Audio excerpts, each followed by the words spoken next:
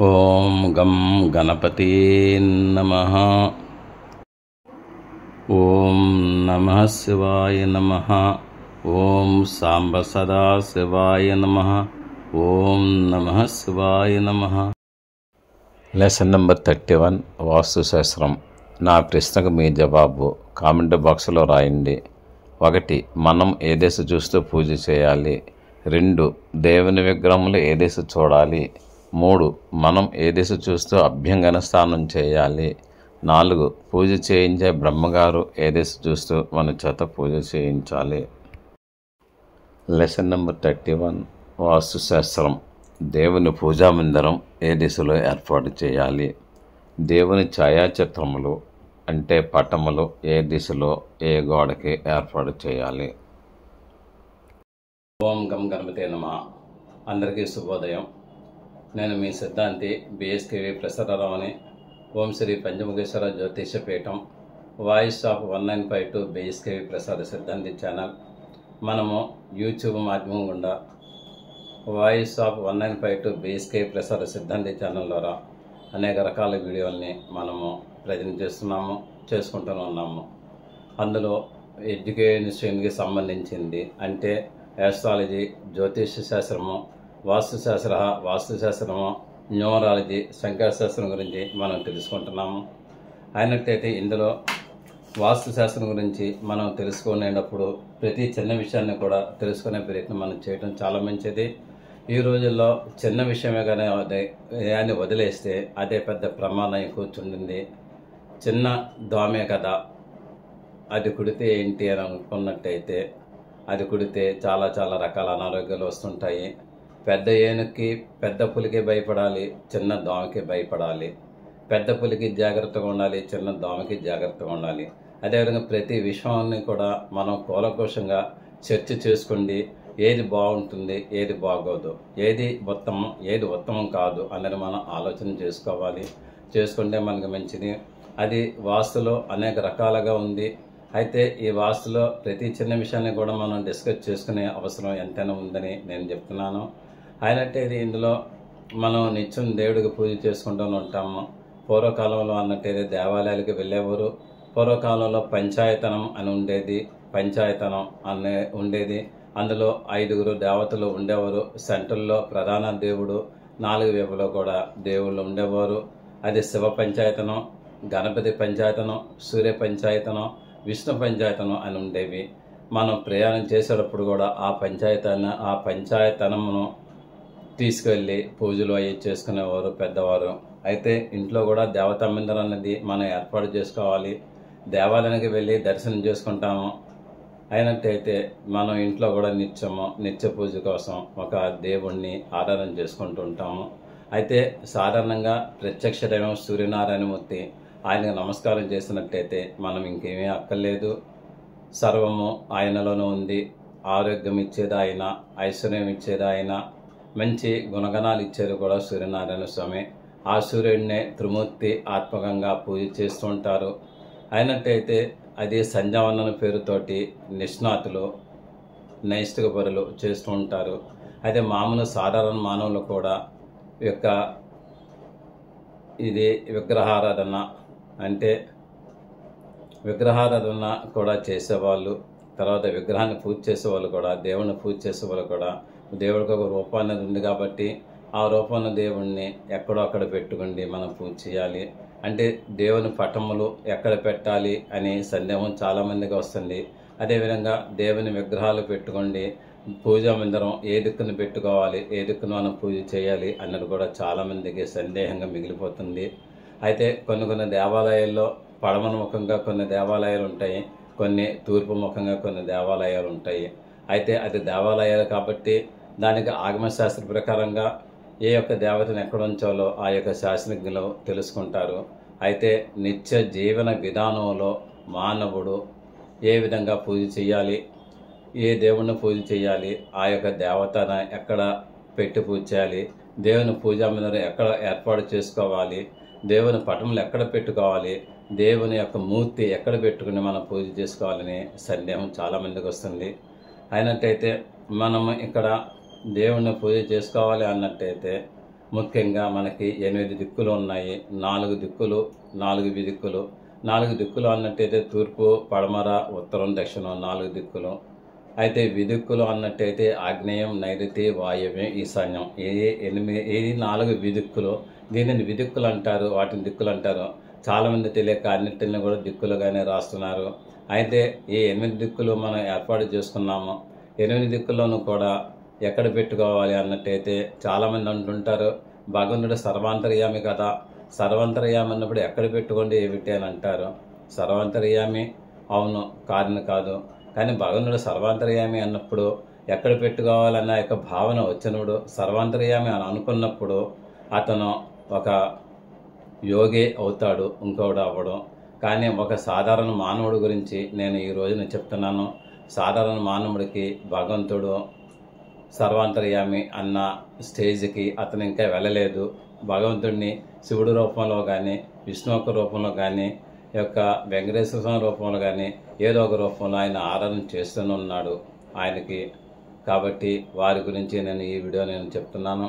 అయితే దేవుని యొక్క పూజా మందిరం ఎక్కడ పెట్టుకోవాలంటే ఈ 8 దిక్కుల్లోనూ కూడా ఎక్కడ పెట్టుకోవాలి అనేది మనం అనుకున్నట్టయితే ముందర ఏ దిక్కుని ఎవరు పరిపాలన చేస్తున్నారో మనం తెలుసుకోవాలి. తూర్పు దిక్కుని ఇంద్రుడు పరిపాలన చేస్తుంటాడు. దక్షిణ దిక్కుని యముడు పరిపాలన చేస్తుంటాడు. తర్వాత పడమర దిక్కుని వరుణుడు పరిపాలన చేస్తుంటాడు. ఉత్తర దిక్కుని కుబేరుడు అధిపతి. అంటే దిక్కులకి అధిపతులు ఇంద్రుడు, యముడు, వరుణుడు ప్లస్ కుబేరుడు. అయితే విదిక్కుల గురించి మనం చెప్పుకున్నట్టయితే ఆగ్నేయ విదిక్కుకి అగ్నిదేవుడు, నైరుతికి నిరుతి దేవతలు, వాయువునికి వాయువు, దాని తర్వాత ఈశాన్యానికి శివుడు. అంటే ఈ యొక్క విదిక్కులకి వీరు పరిపాలన, వీరు దిక్పతులు అనేది. ఇందులో మనకి కొంచెం ఇదైన వాళ్ళు ఎవరు అన్నట్టయితే తూర్పుని ఇంద్రుడు సకల భాగాలు ఇస్తుంటాడు. తర్వాత ఈశాన్యాన్ని శివుడు మనకి సిరి సంపదలు, వాక్శుద్ధి, అనేక రకాల వరాలను కూడా ఆయన ప్రసాదం చేస్తుంటాడు. తర్వాత ఉత్తరాన్ని కుబేరుడు అధిక ధనలాభాన్ని ఇస్తుంటాడు. కాబట్టి మనము వీటిల్లో దేవుని మందిరం ఏర్పాటు చేసుకుంటే అన్ని విధాలు కూడా మంచి ఫలితాలు వస్తాయి. అంటే తూర్పు దిక్కుని మనం దేవుడి మందిరాన్ని ఏర్పాటు చేసుకోవచ్చు. అదేవిధంగా ఉత్తర దిక్కును కూడా దేవుని మందిరం ఏర్పాటు చేసుకోవచ్చు. అయితే తూర్పు దిక్కుని ఏర్పాటు చేసుకున్నప్పుడు మనము దేవుడు పడమర పశ్చిమాభిముఖంగా ఉంటాడు, మనము పూర్వ అభిముఖంగా ఉంటాం, అంటే తూర్పుని చూస్తూ ఉంటాం.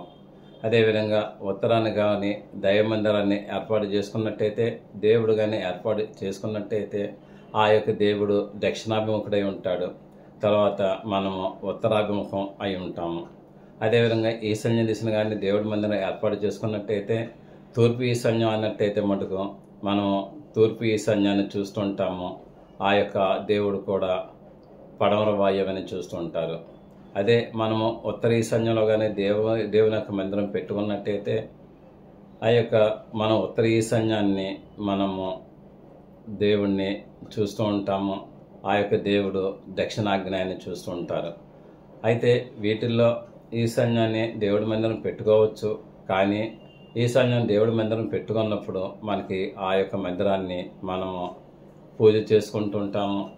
దాని తర్వాత అక్కడ వెండి వస్తువులు, బంగారు వస్తువులు, దేవతా మందిరం కాదా అన్నీ ఉంటాయి. మన తరాలు లాక్ చేస్తాము. కాబట్టి ఈశాన్యం బ్లాక్ అవుతుంది, ఈశాన్యం నడక ఉండదు.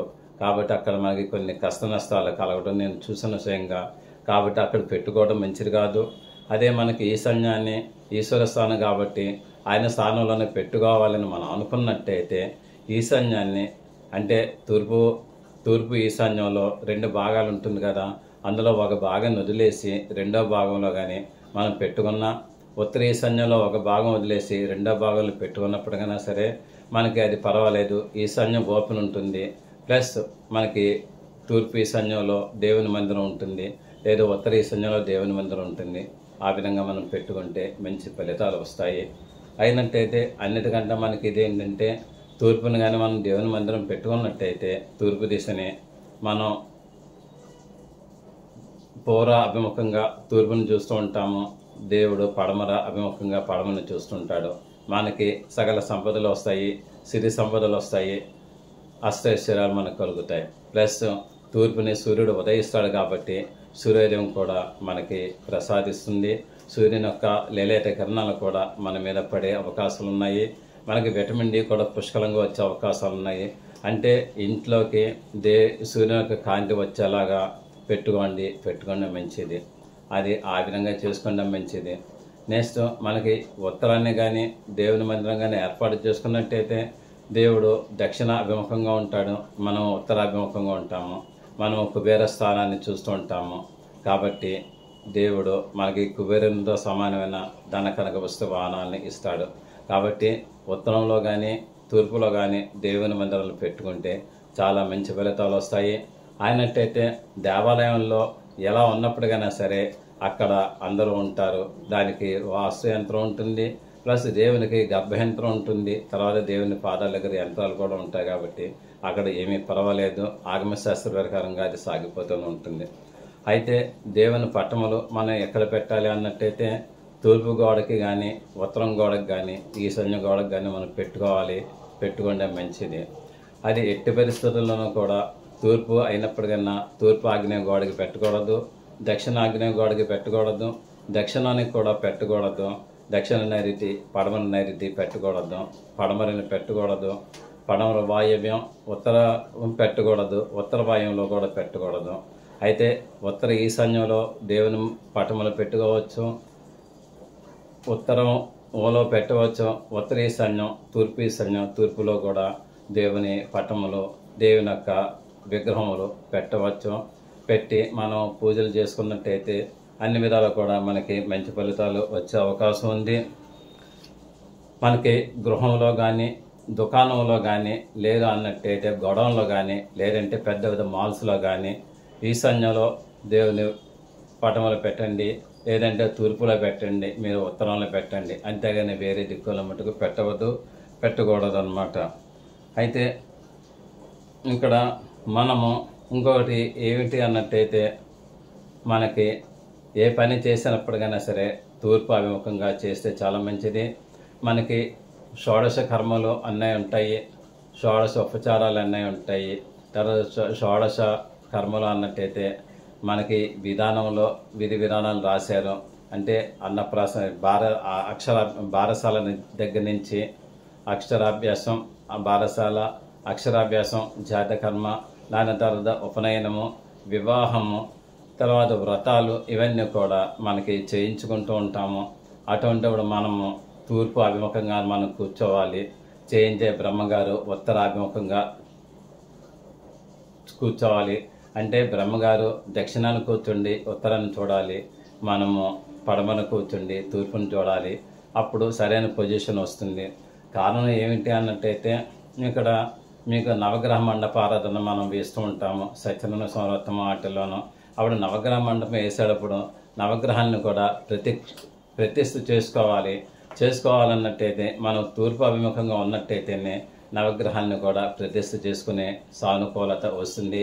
ఇది అనుభవంలో అందరికీ తెలిసే ఇది. కాబట్టి ఏంటంటే మనము విశేష పూజలు చేసేటప్పుడు, వ్రతాలు చేసేటప్పుడు, యజ్ఞయాగాదులు కూడా చేసేటప్పుడు, మనము ఒక మంచి శుభకార్యాలు చేసేటప్పుడు కూడా మనము తూర్పు అభిముఖంగానే కూర్చుంటే అన్ని విధాల మంచి ఫలితాలు వస్తాయి. ఆ యొక్క చేయించే బ్రహ్మగారు ఉత్తర అభిముఖంగా కూర్చొని వారి చేత చేయిస్తే చాలా మంచి ఫలితాలు వస్తాయని నేను చెప్తున్నాను. మీరు శ్రద్ధగా వింటున్నందుకు నాకు చాలా చాలా ఆనందంగా ఉంది. అయితే గృహంలో కానీ వాణిజ్య స్థలంలో కానీ గోడలలో కానీ 4 గోడల మధ్య పూజ చేసేటప్పుడు, అంటే 4 గోడల మధ్య పూజ చేసేటప్పుడు అన్నట్టయితే మన దేవాలయంలో కాకుండా ఓపెన్ ప్లేస్లో కాకుండా చేస్తూ ఉంటాము. అటువంటి నేను చెప్పినట్టుగా తూర్పు ఈశాన్యం ఉత్తరముఖంగా కూర్చుని పూజ చేస్తే మంచి ఫలితాలు వస్తాయని నేను చెప్తున్నాను. అదేవిధంగా మీకు శంకుస్థాపన మనం చేస్తాము. శంకుస్థాపన చేసేటప్పుడు కూడా మనం పడమర సింహం ద్వారా అయినా, దక్షిణ సింహం ద్వారా అయినా, తూర్పు సింహం ద్వారా అయినా, ఉత్తర సింహం ద్వారా అయినా, ఏ సింహం ద్వారా అయినప్పటికైనా సరే మనము పడమరను కూర్చుండి తూర్పు అభిముఖంగా మనము పూజ చేయాలి. ఆయన బ్రహ్మగారు దక్షిణాన్ని కూర్చుండి ఉత్తరం అభిముఖంగా వారు కూడా పూజ మన చేత చేయిస్తూ ఉంటారు. అది కరెక్ట్ పద్ధతి. నేను చెప్పినట్టుగా నవగ్రహాల పొజిషన్ కూడా కరెక్ట్గా మనం చేయగలము. మన చేతికి కుడి చేతి వైపు దక్షిణ హస్తం ఉంటుంది, దక్షిణ దిశని వారు కూర్చుంటారు. నెక్స్ట్ ఏంటంటే మనకి నివాస గృహంలో ఆగ్నేయ దక్షిణ నైరుతి పడమర వాయవ్య దిశల్లో తర్వాత దైవాన్ని పూజించినచో మనకి కష్టాలు నష్టాలు వస్తాయి. అలా కష్ట నష్టాలు పీడకలలో వచ్చిన వాళ్ళని నేను చాలా మందిని చూశాను. తర్వాత గృహ యజమాని గృహస్థులు రోగపీడితులు కూడా ఉంటారు. ఆ విధంగా చేయండి. మన నివాస గృహంలో ఆగ్నేయ దక్షిణ నైరుతి పడమర వాయువ్యంలో పూజ చేస్తే రాక్షసులను పూజ చేసినంత ఫలితం ఉంటుంది. తర్వాత గృహంలో దైవపటములు దేవునక పటాలు తూర్పు ఉత్తర గోడలుగా పెట్టవలన మనం నమస్కారం చేసేటప్పుడు తూర్పు ఈశాన్యం ఉత్తర దిక్కుకి చూసి నమస్కారం చేస్తే మంచిది, బాగుంటుంది. ఎవరైనా సరే మనకి కూర్చున్నప్పుడు తూర్పు అభిముఖంగా కూర్చొని ఆయన అంటారు, వాళ్ళు ఉత్తర అభిముఖంగా కూర్చుంటారు. ఇకపోతే మనకి నిత్యకర్మలు ఉంటాయి. క్షౌరం చేయించుకుంటాం అంటే క్రాప్ వేయించుకుంటాం, లేదంటే గడ్డం చేయించుకుంటుంటాం, అది స్థిరమండలం చేయించుకుంటాం. ఇటువంటి చేయించుకున్నప్పుడు కూడా వీలైనంత వరకు కూడా తూర్పు ముఖంగా కూర్చోవటం మంచిది, లేదంటే ఉత్తర అభిముఖంగా కూర్చోవటం మంచిది. అలా అయితే మనకి మంచి ఫలితాలు వస్తాయి. అభ్యంగన స్నానం చేస్తాము, తలంటు స్నానం చేస్తాము, అప్పుడు కూడా తూర్పు అభిముఖంగా మనం కూర్చోండి అభ్యంగన స్నానం చేస్తే చాలా మంచి ఫలితాలు వస్తాయి. ఉత్తర అభిముఖంగా కూర్చోవచ్చు, ఈశాన్య అభిముఖంగానే కూర్చోవచ్చు. తర్వాత 1 ఏంటి 2 ఏంటి 3 ఏంటి 4 ఏంటి ఏ పని చేసినప్పటికైనా సరే మనం తూర్పు అభిముఖంగా కూర్చొని చెయ్యండి, చేస్తే మీకు మంచి ఫలితాలు వస్తాయి. తర్వాత ఎక్కువగా మీకు ఓపెన్ ప్లేస్ ఉన్నట్టయితే పగలంతా కూడా ఓపెన్ ప్లేస్లోనే మీరు ఎంజాయ్ చేయండి. తర్వాత పడుకునేటప్పుడు రూముల్లోకి వెళ్తే మంచిది. అంటే ఇప్పుడు ఓపెన్ ప్లేస్ స్థలాలు ఎవరికీ లేవు కాబట్టి క్యారిడార్లు ఉంటున్నాయి. ఆ క్యారిడార్లలో కాస్త తూర్పు ఎండ వచ్చేటప్పుడు తూర్పుని సంధ్యావనం చేసుకోండి. ఆ యొక్క తూర్పు యొక్క భాను యొక్క కిరణాలు ఆస్వాదించండి, మీకు అనేక రకాల ఆరోగ్య ఫలితాలు వస్తాయి. లేదంటే ఉత్తర అభిముఖంగా కూడా మీరు కూర్చోండి. కుబేర స్థానము, కుబేరుని యొక్క వరములు మీకు సిద్ధిస్తాయి.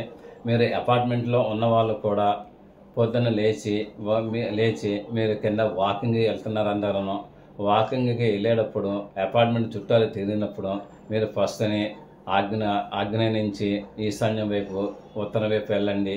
తర్వాత అక్కడి నుంచి మళ్ళీనేమో ఆగ్నేయ వైపుకి వెళ్ళండి, అటు ఇటు తిరగండి. ఏదైనా వీలైనంత వరకు కూడా బయట రోడ్ల మీద కానీ వాకింగ్ చేసేవాళ్ళు తూర్పు అభిముఖంగా వాకింగ్ చేయండి, మీకు అనేక మంచి ఫలితాలు వస్తాయి. ఉత్తర అభిముఖంగా కూడా చేస్తే మీకు మంచి ఫలితాలు వస్తాయి. నేను ఇవాళ చెప్పిన ఇవి ఏంటంటే ముఖ్యంగా దేవుని యొక్క పూజా మందిరం మటుకు మనకి తూర్పు ఉత్తర ఈశాన్యంలో పెట్టుకోవాలి. పూర్తి ఈశాన్యాలు పెట్టకుండా ఈశాన్యం కొంత గ్యాప్ ఉంచి అప్పుడు తూర్పు ఈశాన్యం కొంత గ్యాప్ ఉంచి తూర్పులో దేవుని మందిరం కానీ, ఉత్తర ఈశాన్యం కొంత గ్యాప్ ఉంచి ఉత్తర ఈశాన్యంలో లేదా ఉత్తరంలో కానీ దేవుని మందిరం పెట్టుకుంటే మీకు మంచి ఫలితాలు వస్తాయి. మీకు పాజిటివ్ ఎనర్జీ వస్తుంది, మీకు దేవాలయానికి పాజిటివ్ ఎనర్జీ వస్తుంది, మీకు కూడా పాజిటివ్ ఎనర్జీ వస్తుంది. పొరపాటును కూడా మీరు దక్షిణం చూస్తూ పూజ చేయకండి, అదేవిధంగా పడమర చూస్తూ కూడా పూజ చేయకండి. వాయువు చూసి పూజ చేస్తే మనసు చపలిచెత్తం అవుతుంది. ఆగ్నేయం చూసి పూజ చేసినట్టయితే, దక్షిణాగ్నేయం చూసి పూజ చేసినట్టయితే మనకి అగ్ని బాధలు సంభవిస్తాయి. తర్వాత దక్షిణం చూసి మనం పూజ చేసినట్టయితే పిశాచ బాధలు వస్తాయి. కానీ పితృదేవత యొక్క కృపా కటాక్ష వీక్షణాలు మనకు కలుగుతాయి. అదేవిధంగా నైరుతిని కానీ పూజ చేసినట్టయితే మటుకు నైరుతి చూస్తూ మనం పూజ చేస్తే మటుకు రాక్షస పీడ మనకి కలుగుతుంది.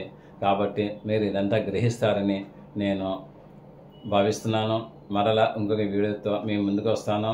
ఇది శాస్త్రంలో ఉన్నది, నా అనుభవం స్వానుభవం అన్నీ కూడా పురస్కరించుకుని నేను చెప్పినవి, శాస్త్రాధారాలతోనే నేను చెప్పాను. కానీ ఇది గాసిప్స్ కాదు, నేను ఊహించబడికి ఏం చెప్పలేదు.